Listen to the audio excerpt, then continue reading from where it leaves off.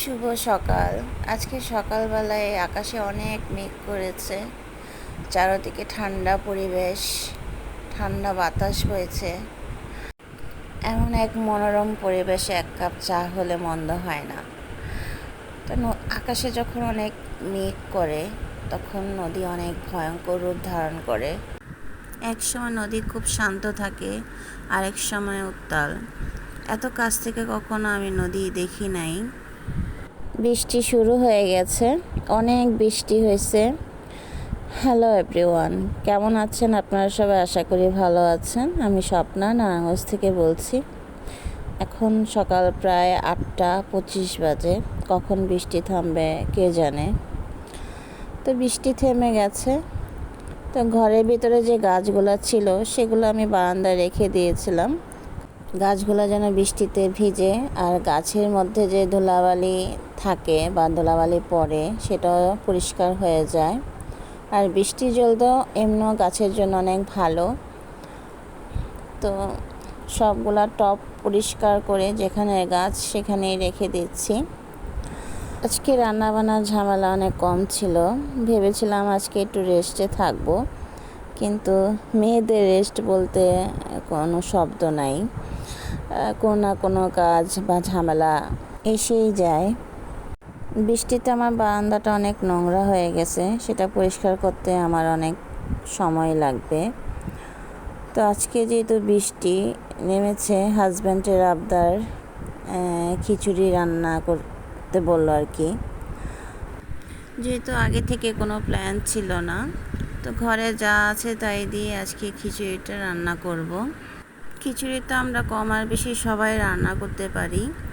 তো আজকে আমি কিভাবে খিচুড়ি রান্না করি সেটাই আপনাদের সাথে শেয়ার করব। ভিডিও তো করি, কিন্তু দেখা যায় অলসতার কারণে ভয়েস দিতে আমার দেরি হয়ে যায়, তাই ভিডিও দিতেও আমার দেরি হয়ে যায়। যদি আমার ভিডিওটি কোনো একটা অংশ আপনাদের কাছে ভালো লেগে থাকে, প্লিজ একটা লাইক দিয়ে দেবেন আর সাবস্ক্রাইব করে পাশে থাকবেন, যেন আমি সামনে এগিয়ে যেতে পারি। কারণ আপনাদের সাপোর্ট ছাড়া সামনে এগোনো তো সম্ভব না। গাছের মধ্যে এই মরা পাতাগুলো জমেছিল, সেগুলোকেও পরিষ্কার করে দিলাম। বৃষ্টিতে আমার গাছগুলো সব এলোমেলো হয়ে গেছে, একটার সাথে একটা পেঁচিয়ে গেছে। এগুলোকে একটু ঠিক করে দিতে হবে।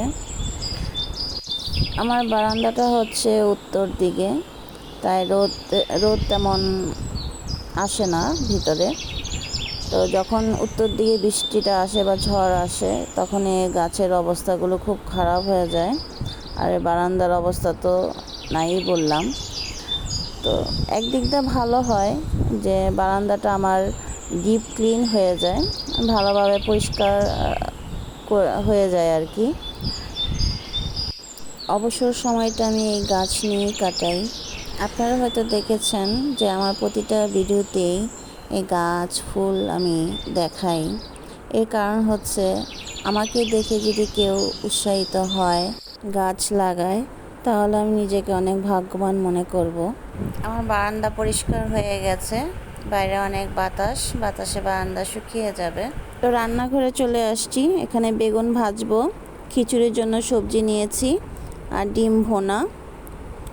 তো খিচুড়ির জন্য পোলাও চাল আর হচ্ছে 3 রকমের ডাল, মসুর ডাল, মুগ ডাল আর হচ্ছে মটর ডাল ভালো করে ধুয়ে পরিষ্কার করে নিয়েছি। আর এখানে লবণ হলুদ দিয়ে প্রথমে আলুগুলো একটুকে ভেজে নিয়েছি, তারপর দিয়ে দিলাম পেঁপে, গাজর, ফ্রোজেন করা ফুলকপি, তারপরে সিম। সবজিগুলোকে ভালো করে ভেজে নিতে হবে যাতে সবজিগুলো অর্ধেক সিদ্ধ হয়ে যায়। সবজি ভেজে যদি খিচুড়িতে দেওয়া হয় তাহলে খিচুড়িটা খুব তাড়াতাড়ি রান্না হয়ে যায়, আবার খেতেও অনেক ভালো লাগে। আমার সবজি ভাজা হয়ে গেছে, এখন চাল ডাল জল দিয়ে বসিয়ে দেব। বলক এসে গেছে, এখন দিয়ে দেব লবণ আর হলুদ, তারপর ভালো করে নেড়ে মিশিয়ে দিতে হবে। খুব সহজ একটা রান্না। আসলে যে কোনো কাজে মন থেকে করলে কঠিন মনে হয় না। তো আমার চাল ডাল অর্ধেক সিদ্ধ হয়ে গেছে। এখন সবজিগুলো দিয়ে দেব।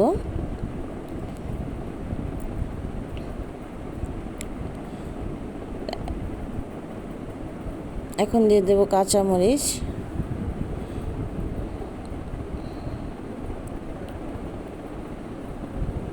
দিয়ে দেব চিনি।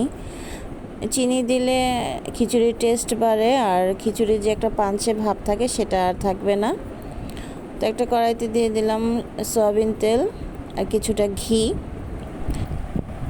ঘি গরম হয়ে গেলে দেব আস্ত জিরা ফোড়ন, 2টা তেজপাতা আর শুকনো মরিচ আর কাঁচা লঙ্কা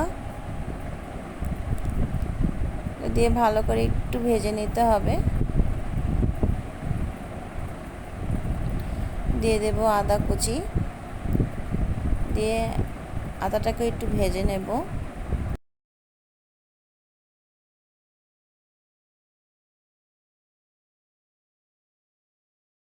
দিয়ে দেব মরিচের গুঁড়া আর 1 চামচ জিরে গুঁড়া, দিয়ে ভালো করে মশলাটাকে কষাতে হবে। মশলাটা ভাজা ভাজা হয়ে গেলে তো খিচুড়ির মধ্যে দিয়ে দেব।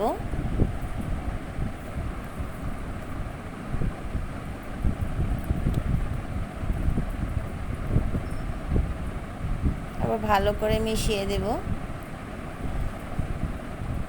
খিচুড়িটা খেতে অনেক মজা হয়েছে, কালারটা অনেক সুন্দর হয়েছে। আমার খিচুড়ি রান্না হয়ে গেছে। এই হচ্ছে আমার সবজি খিচুড়ি। সব কিছু তো আর দেখানো সম্ভব না, তো ভিডিও অনেক বড় হয়ে যাবে। তো খিচুড়ির সাথে আছে বেগুন ভাজা, ডিমের ভোনা, আর হচ্ছে শুটকি ভর্তা, আর সাথে আছে সালাদ। এই হচ্ছে আজকে আমার দুপুরের খাবার। আজকে এ পর্যন্তই। সবাই ভালো থাকবেন, সুস্থ থাকবেন।